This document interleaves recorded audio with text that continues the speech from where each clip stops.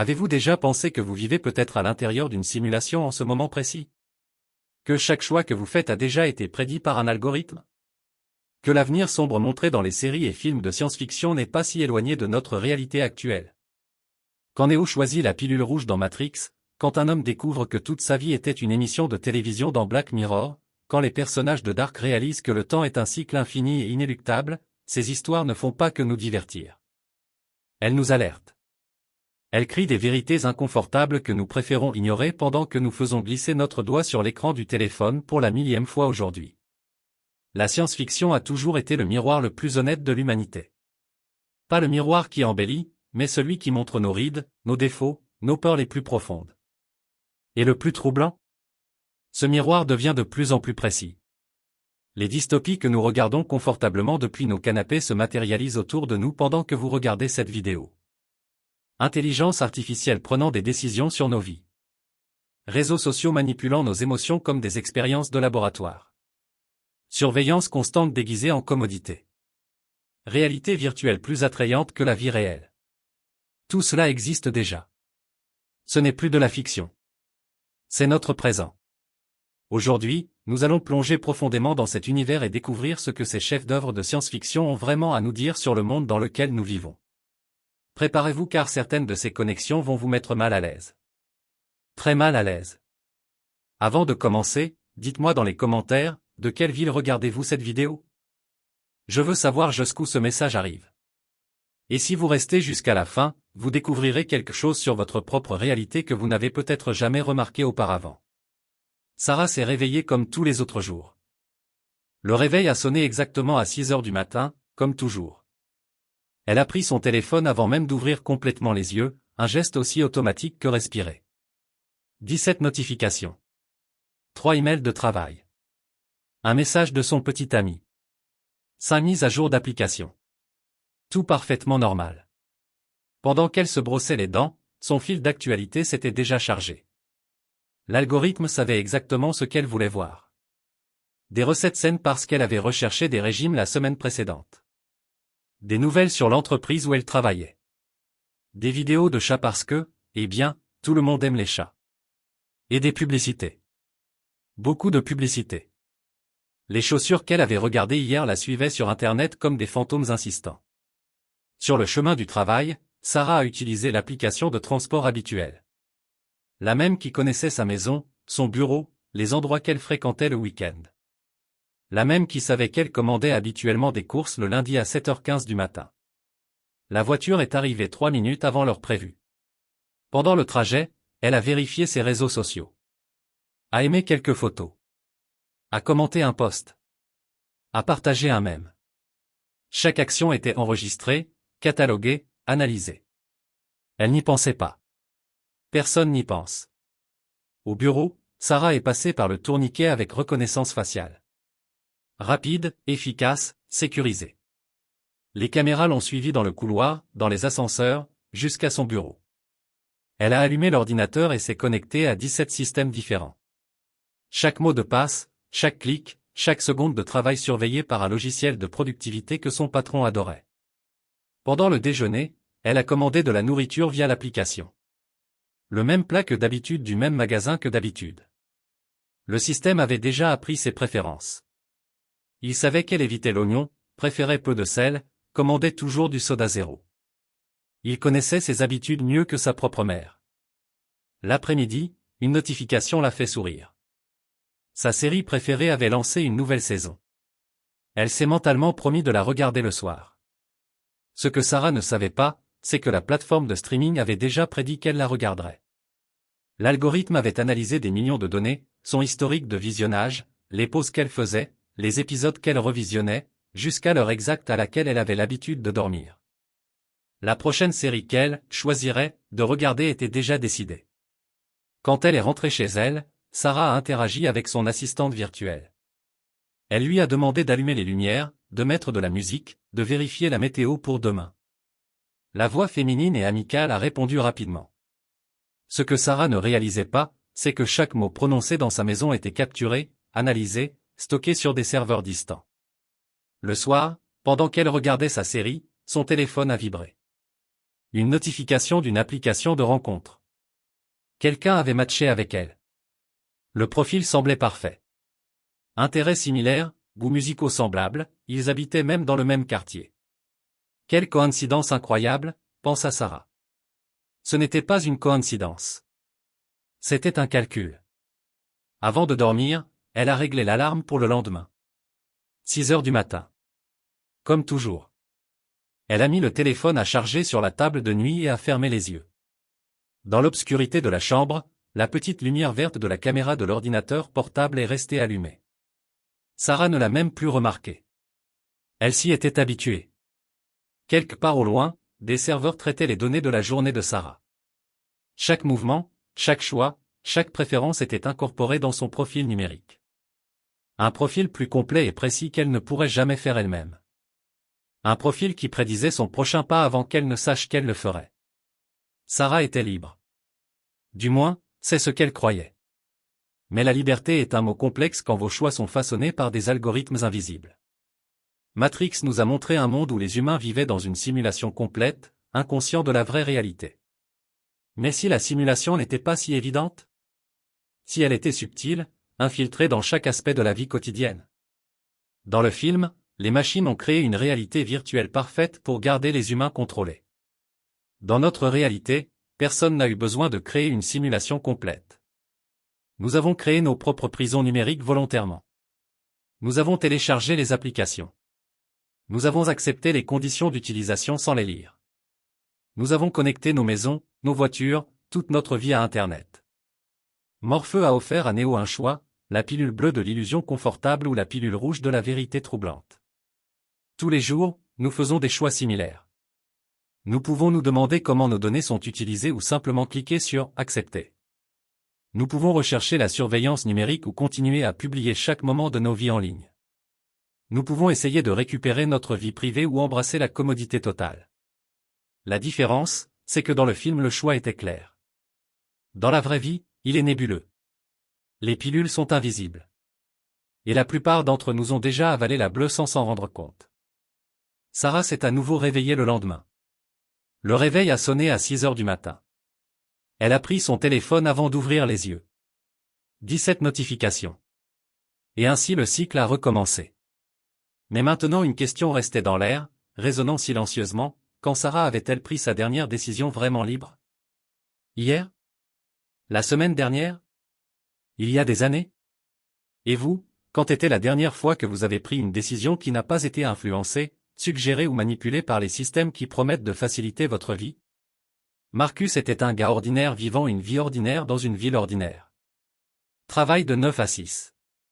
Bière avec les amis le vendredi. Salle de sport 3 fois par semaine quand il pouvait. Relation qui durait quelques mois jusqu'à ce que la routine les étouffe. Rien d'extraordinaire. Exactement comme des millions d'autres personnes. Il venait d'avoir 32 ans quand il a téléchargé une nouvelle application que tout le monde utilisait. C'était un réseau social différent, promettait-il. Ce n'était pas une question de likes ou de followers. C'était une question de connexion réelle. De trouver sa tribu. D'être authentique. Les mots du marketing étaient séduisants. Marcus a créé son profil en 15 minutes. L'application posait des questions inhabituelles. Pas les questions typiques sur les hobbies et les préférences musicales. C'étaient des questions profondes. Sur les peurs. Sur les regrets. Sur les moments qu'il avait définis. Sur les rêves qu'il avait abandonnés. Marcus a trouvé cela intéressant. Différent. Il a tout répondu avec une honnêteté surprenante, le genre d'honnêteté que nous ne manifestons que derrière des écrans. En une semaine, l'application était devenue une partie essentielle de sa routine. Les conversations étaient incroyablement engageantes. Les gens que l'algorithme connectait avec lui semblaient vraiment le comprendre. Ils partageaient des expériences similaires. Ils avaient vécu des situations semblables. C'était réconfortant de ne pas se sentir seul. Mais Marcus a commencé à remarquer quelque chose d'étrange. Les publicités qui apparaissaient étaient troublantes de précision. Pas seulement sur les produits qu'il avait recherchés. C'était sur des choses auxquelles il avait seulement pensé. Qu'il avait mentionnées dans des conversations privées avec des amis. Des choses intimes. Un soir, Après une discussion avec sa petite amie sur le fait d'avoir des enfants ou non, Marcus a ouvert son téléphone. La première publicité qu'il a vue était sur une thérapie de couple spécialisée dans les divergences sur la parentalité. Coïncidence, pensa-t-il. Mais au fond, une graine d'inconfort avait été plantée. Quelques semaines plus tard, Marcus a raconté à un ami pendant un déjeuner ses insécurités au travail. Il avait peur d'être remplacé. Il sentait qu'il n'était pas assez bon. Cet après-midi-là, quand il a ouvert LinkedIn, il y avait une annonce sur un cours de formation exactement dans son domaine. Avec des témoignages de personnes décrivant exactement ses insécurités. Marcus a commencé à tester. Il a mentionné à voix haute, dans l'intimité de son appartement, qu'il pensait adopter un chien. Le lendemain, son fil était inondé de publicités d'animalerie, de nourriture pour chiens et de services vétérinaires. Il a parlé de vouloir voyager en Islande lors d'un appel avec sa mère. En quelques heures, des forfaits touristiques pour Reykjavik sont apparus sur tous ses appareils. Il n'imaginait pas. Il était écouté. Constamment. Le microphone du téléphone, de la télévision, de l'ordinateur. Tous capturaient des fragments de sa vie privée et les transformaient en opportunités commerciales. C'était comme vivre dans un épisode de Black Mirror, sauf que c'était réel. C'était maintenant. C'était sa vie.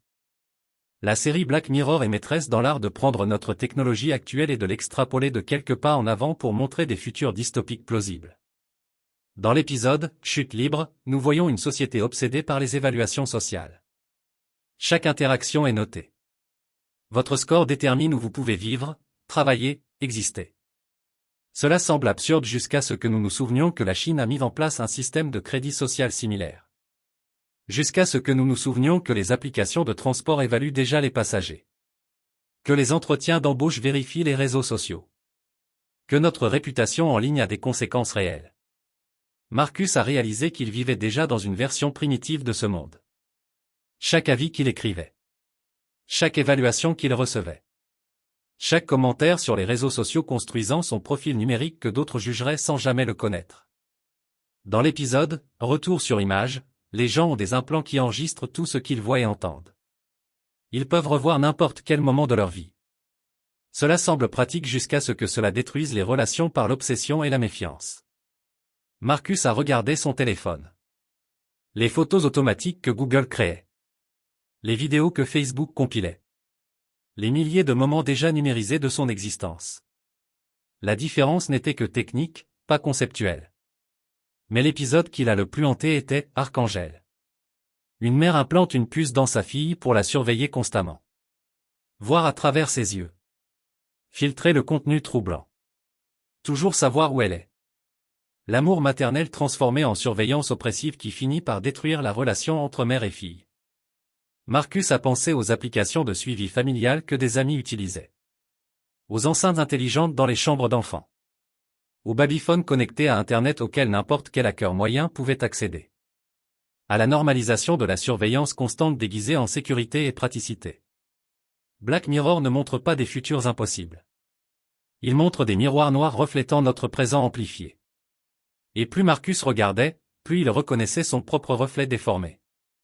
Il a décidé de faire une expérience. Pendant une semaine, il déconnecterait tout ce qu'il pouvait.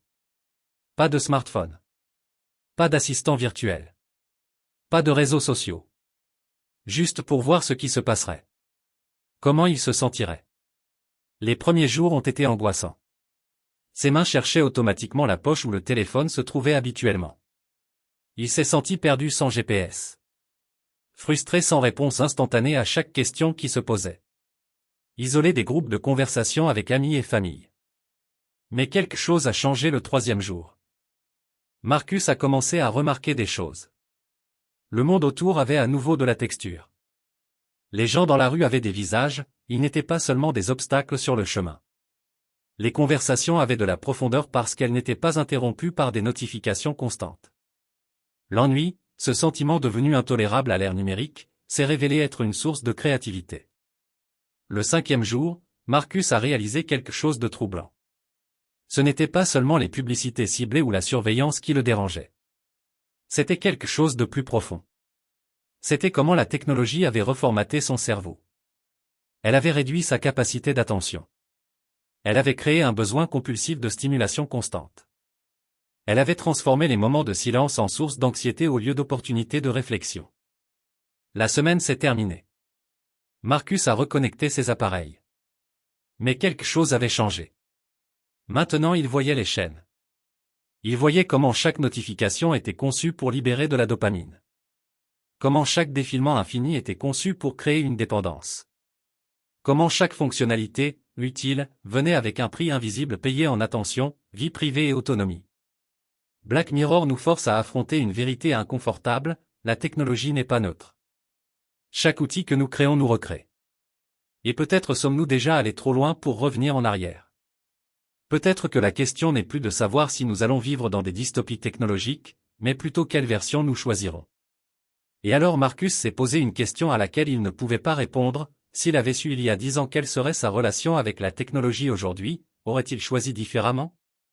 Et s'il pouvait voir 10 ans dans le futur, serait-il horrifié ou serait-il déjà si adapté qu'il ne remarquerait même pas la cage qui se construit autour de lui, une notification à la fois? Anna avait un secret que personne ne connaissait. Ni sa famille. Ni ses amis les plus proches. Même pas son thérapeute. C'était le genre de secret que vous portez seul, lourd comme une pierre sur la poitrine, parce que vous savez qu'au moment où vous le partagerez, tout changera irréversiblement. Elle avait découvert quelque chose d'impossible. Quelque chose qui défiait tout ce que nous savons sur la réalité, le temps et le libre arbitre.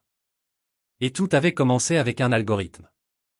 Anna était data scientist dans une grande entreprise technologique. Son travail consistait à analyser les modèles de comportement des utilisateurs pour améliorer les recommandations de contenu. C'était un travail technique, mathématique, supposément prévisible. Jusqu'au jour où ce ne fut plus le cas. Elle développait un nouveau modèle de machine learning quand elle a remarqué quelque chose de bizarre dans les données. Il y avait des modèles qui ne devraient pas exister. Des corrélations impossibles entre des événements qui ne s'étaient pas encore produits et des comportements du passé. C'était comme si l'algorithme prédisait l'avenir avec une précision effrayante. Pas des probabilités. Des certitudes. D'abord, Anna a pensé que c'était une erreur dans le code. Elle a passé des jours à réviser chaque ligne, chaque fonction, chaque paramètre. Tout était correct. Puis elle a pensé que c'était peut-être du surapprentissage, quand un modèle s'ajuste trop aux données d'entraînement. Elle a testé avec de nouvelles données. Les modèles persistaient. Le modèle continuait à savoir des choses sur l'avenir. Elle a décidé de le tester sur elle-même. Elle a alimenté l'algorithme avec ses propres données numériques des 5 dernières années. Chaque achat. Chaque recherche.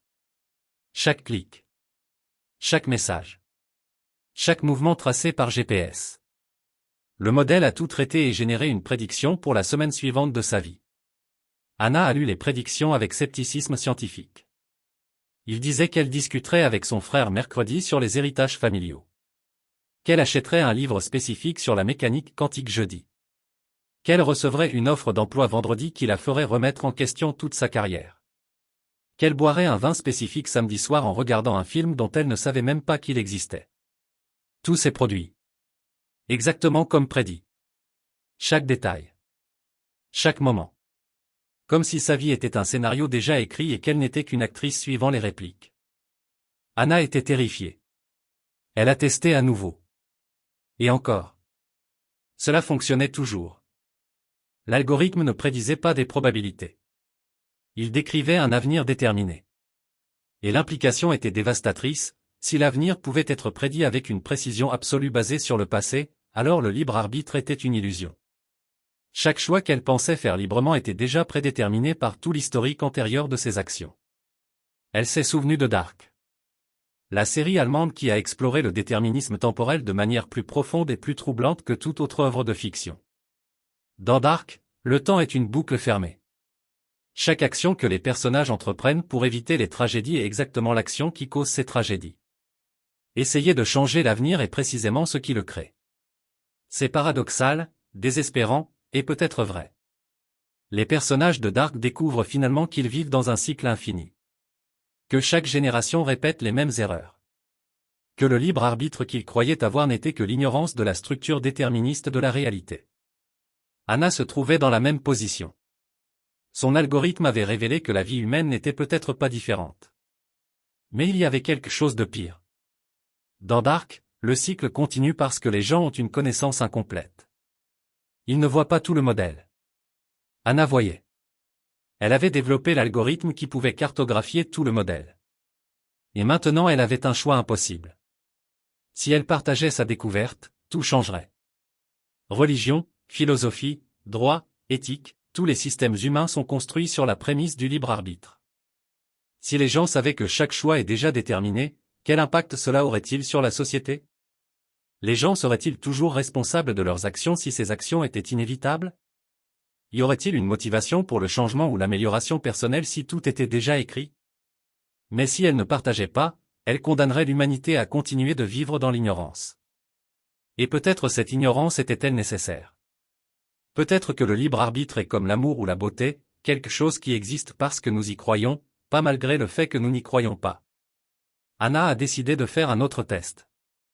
Une expérience finale. Elle générerait une prédiction pour sa propre prochaine décision. Et puis, consciente de la prédiction, elle essaierait de faire exactement le contraire. Si elle réussissait, cela signifierait que la connaissance de l'avenir pourrait le changer. Qu'il y avait encore de l'espoir pour l'autonomie humaine. L'algorithme a prédit que, confrontée à la connaissance que ses actions étaient déterminées, Anna détruirait toutes les preuves de sa recherche et ne dirait jamais à personne sa découverte. Qu'elle choisirait de préserver l'illusion du libre arbitre parce que la vérité serait trop destructrice. Anna a lu la prédiction. Elle a ressenti de la colère. Elle a ressenti du défi. Elle a décidé qu'elle prouverait que l'algorithme avait tort. Qu'elle avait le contrôle. Qu'elle ferait le contraire. Elle partagerait tout. Elle publierait les résultats. Elle forcerait l'humanité à affronter cette vérité inconfortable. Elle a ouvert un nouveau document. Elle a commencé à écrire l'article. Elle a détaillé la méthodologie. Elle a inclus les données. Elle a préparé des graphiques et des tableaux démontrant les prédictions parfaites. Elle a travaillé pendant des heures, furieuse et déterminée. Quand elle a terminé, Anna avait un doigt sur le bouton d'envoi. Un clic et la découverte serait publique. Irréversible. Elle a hésité. Elle a pensé aux conséquences. Au chaos que cela causerait. Aux vies qu'elle détruirait. À la structure sociale qui pourrait s'effondrer. Dark nous enseigne que connaître l'avenir n'est pas libérateur. C'est emprisonnant. Jonas essaie de sauver son père des dizaines de fois à travers les saisons. Chaque tentative échoue parce que chaque tentative fait partie de ce qui s'est toujours passé. La connaissance ne change rien. Elle ajoute seulement le poids de la conscience à l'inévitable. Anna s'est rendue compte qu'elle était immobile depuis 20 minutes, le doigt gelé sur la souris. La vérité l'a frappée comme un train. Si elle partageait la découverte en connaissant les conséquences destructrices, elle serait responsable de ces conséquences. Mais si l'algorithme avait raison, elle ne partagerait pas de toute façon. Le choix avait déjà été fait avant même qu'elle n'y pense. Elle a fermé le document. Elle a supprimé les fichiers. Elle a écrasé les données plusieurs fois jusqu'à ce qu'elles soient irrécupérables. Et pendant qu'elle faisait cela, des larmes coulaient sur son visage. Elle ne savait pas si elle pleurait d'avoir prouvé que l'algorithme avait raison ou parce qu'elle venait de prendre la seule décision qui avait du sens, déterminée ou non. Le lendemain matin, Anna a démissionné. Elle a dit qu'elle voulait changer de carrière. Personne n'a questionné. Les gens changent de carrière tout le temps. Elle a commencé à travailler dans une petite bibliothèque. Sans algorithme. Sans prédiction. Sans le poids de la connaissance que les humains n'ont pas été faits pour porter. Mais une question la poursuivait chaque nuit avant de dormir. Une question que Dark pose mais ne répond jamais complètement. Si tout est déterminé, s'il n'y a pas de vrai libre arbitre, est-ce que cela importe? Les expériences humaines d'amour, de douleur, de joie, de souffrance sont-elles moins réelles parce qu'elles suivent des modèles prévisibles? La vie a-t-elle moins de sens parce que le scénario est déjà écrit? Anna n'a jamais trouvé de réponse satisfaisante. Tout comme nous ne trouverons probablement jamais. Mais c'est peut-être la leçon la plus importante que la science-fiction a à nous enseigner. Pas sur les réponses, mais sur les questions. Sur le courage de regarder directement les abîmes que notre technologie ouvre sous nos pieds. Matrix nous a demandé si nous savons ce qui est réel. Black Mirror nous a demandé quel prix nous paierons pour la commodité. Dark nous a demandé si nous avons le contrôle sur nos destins. Ce ne sont plus des questions philosophiques abstraites. Ce sont des questions pratiques, urgentes, inévitables auxquelles nous devons répondre maintenant, tant que nous le pouvons encore. Ou peut-être est-il déjà trop tard. Peut-être les réponses sont-elles déjà déterminées. Peut-être ne faisons-nous que suivre le scénario, acteurs inconscients dans une pièce dont la fin a été écrite il y a longtemps. Et si c'est le cas, il ne reste qu'un seul vrai choix, comment vivons-nous avec cette connaissance? Embrassons-nous le nihilisme ou trouvons-nous un sens malgré l'absence de véritable autonomie? Anna a choisi de vivre comme si ses choix importaient, même en suspectant qu'ils n'importaient pas. Elle a choisi l'amour plutôt que le cynisme. La connexion plutôt que l'isolement. L'espoir plutôt que le désespoir. Pas parce qu'elle était sûre que c'était des choix libres, mais parce que l'alternative était insupportable. Et c'est peut-être la réponse. C'est peut-être la seule réponse que nous avons. Nous vivons comme si nous étions libres parce que l'alternative est d'abdiquer notre humanité. Et dans cet abîme entre illusion et désespoir, nous trouvons quelque chose qui ressemble à un sens. Quelque chose qui vaut la peine d'être préservé, même si c'est construit sur des fondations incertaines. Après tout, quelle différence cela fait-il si l'amour est déterminé ou choisi librement? Il réchauffe toujours. Il fait toujours mal. Il transforme toujours. Et à la fin, c'est peut-être tout ce qui compte vraiment.